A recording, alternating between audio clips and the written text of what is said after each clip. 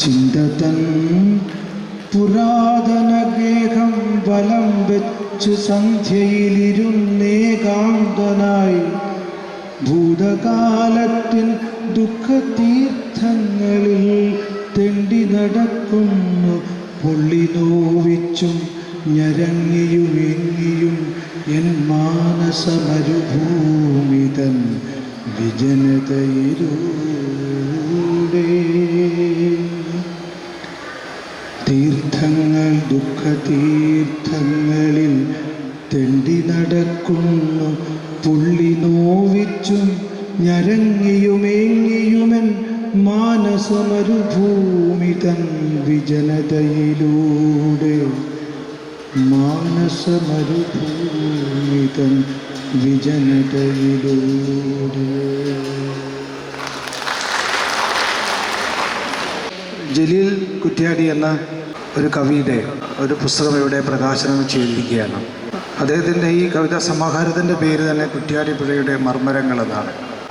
അതുപോലെ തന്നെ തൻ്റെ രചനകൾ ഈ പരിസരത്ത്, തൻ്റെ ചിന്തകൾ ഒക്കെ ഇങ്ങനെയൊക്കെ രൂപപ്പെട്ടു വരുന്ന ഭാഷ, ഇതൊക്കെ ഈ പരിസരത്ത് കേന്ദ്രീകരിച്ചുകൊണ്ടുള്ളൊരു ഭാഷയും ഒരു ചിന്തയും ഒക്കെ നമുക്ക് തരികയാണ് അദ്ദേഹം ചെയ്യുന്നത്. അതിലൊരുപാട് ഞാൻ വായിച്ചു നോക്കി. ഒന്ന് രണ്ട് കവിതകൾ എനിക്ക് എടുത്തു പറയാൻ തോന്നി. കാരണം അതിൻ്റെ വിഷയങ്ങൾ കൂടിയാണ് അതിൻ്റെ പ്രധാനപ്പെട്ട കാരണം. അദ്ദേഹം പെയ്തിറങ്ങുന്ന ഗദ്ഗതം എന്ന ഒരു കവിതയെപ്പറ്റി A.T. സൂഫി അദ്ദേഹത്തിൻ്റെ അവതാരികയിൽ തന്നെ പറയുന്നുണ്ട്. അത് കഴിഞ്ഞിട്ട് മാതൃഹൃദയം എന്ന് പറയുന്നത് മാതാവിനെ പറ്റിയുള്ള ഒരു കവിതയാണ്. വളരെ അഭിമാനപൂർവ്വം എന്നെ അമ്മ ചെയ്ത കുറേ ക്രാഫ്റ്റുകൾ എന്നെ കാണിച്ചു തരികയുണ്ട്. അപ്പോൾ ഒരു കലയിലേക്ക് പോയ ഒരു 83 വയസ്സായി മരിച്ച ഒരാളെ ഓർക്കുന്നത് ഈ തൻ്റെ ചിത്രങ്ങൾ, തൻ്റെ അതായത് ഖുർആനിലെ വാക്യങ്ങളും അതുപോലെ മറ്റു കാര്യങ്ങളുമൊക്കെ തുന്നി പിടിപ്പിച്ച കുറേ ചിത്രങ്ങൾ കാണുമ്പോൾ എനിക്ക് അത്ഭുതം തോന്നി. കാരണം ഒരു ജീവിതത്തിൻ്റെ അവസാന കാലത്തെ ഏകാന്തതയെ അവർ തകർത്ത് കളഞ്ഞത് ഈ കലയുടെ പ്രവർത്തനങ്ങളിലൂടെയാണെന്ന് എനിക്ക് തോന്നിയിട്ടുണ്ട്. കുറ്റ്യാടി പരിസരം വിട്ട് ദീർഘകാലം ഖത്തറിൽ ജോലി ചെയ്യുകയും അപ്പോഴൊക്കെ തൻ്റെ കുറ്റ്യാടിപ്പുഴയുടെ തീരത്ത് തന്നെയാണ് അദ്ദേഹം ജീവിക്കുന്നത് എന്നുള്ളൊരു തോന്നൽ. അതുമാത്രമല്ല, ഈ കുറ്റ്യാടിപ്പുഴ അതോടനുബന്ധമായ ചിന്തകളും ഈ നാട്ടിലുള്ള ഇതിലെ ഒരു കവിത ഈ ചുംബന സമരം നടന്ന സമയത്തിനെ കുറിച്ചുള്ളതാണ്. അപ്പോൾ ഇവിടെ നടക്കുന്ന ഓരോ കാര്യങ്ങളും അദ്ദേഹത്തിൻ്റെ മനസ്സിൽ, പ്രവാസിയായ അദ്ദേഹത്തിൻ്റെ മനസ്സിൽ എങ്ങനെയാണ് പ്രതിഫലിക്കുന്നത് എന്നുള്ളതാണ് അദ്ദേഹം ഈ കവിതകളായി രൂപാന്തരപ്പെട്ടത്. എല്ലാ തിരക്കുകൾക്കിടയിലും മാറിയുന്ന ഈ ഭാഷയെയും പ്രദേശത്തെയും സംസ്കാരത്തെയും ഒക്കെ നെഞ്ചേറ്റി നടക്കുന്ന ഒരു സംഗതിയെ അദ്ദേഹം ലാളിച്ചു കൊണ്ടു നടക്കുന്നു, ഇത്രയും കാലം കൊണ്ടു നടന്നിരുന്നു എന്നുള്ളതാണ് ഞാൻ മനസ്സിലാക്കുന്നത്. അദ്ദേഹത്തിന് എല്ലാ ആശംസകളും നേരുന്നു. ചിന്തതൻ പുരാതന ഗേഹം വലം വെച്ച് സന്ധ്യയിലിരുന്നേകാന്തനായി ഭൂതകാലത്തിൻ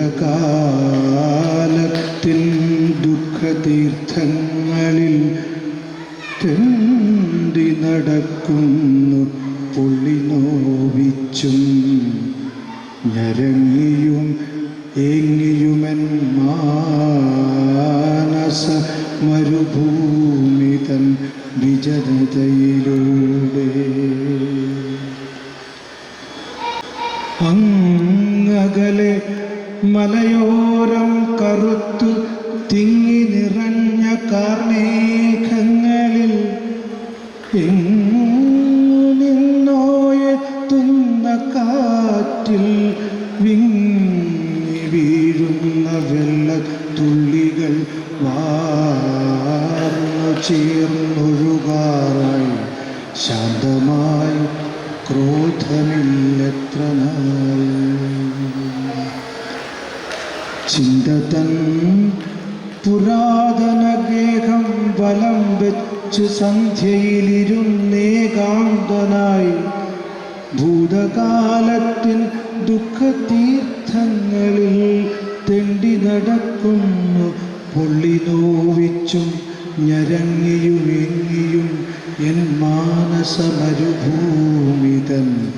വിജനതയിലൂടെ. തീർത്ഥങ്ങൾ ദുഃഖതീർത്ഥങ്ങളിൽ തെണ്ടി നടക്കുന്നു, പുള്ളി നോവിച്ചും ഞരങ്ങിയുമേങ്ങിയുമൻ മാനസമരുഭൂമിതൻ വിജനതയിലൂടെ. മാനസമരുഭൂമിതൻ വിജനതയിലൂടെ. വളരെ സന്തോഷകരമായൊരു അന്തരീക്ഷമാണ് ഇവിടെ. ഞാൻ നേരത്തെ വന്നപ്പോഴേ ഏതായാലും ഇവിടെ ഇങ്ങനൊരു പരിപാടിക്ക് എന്നെ ക്ഷണിച്ചതിനും എനിക്കിവിടെ രണ്ട് വാക്ക് പറയാൻ സാധിച്ചതിനുമൊക്കെ ഞാൻ എല്ലാ നന്ദിയും രേഖപ്പെടുത്തുന്നു.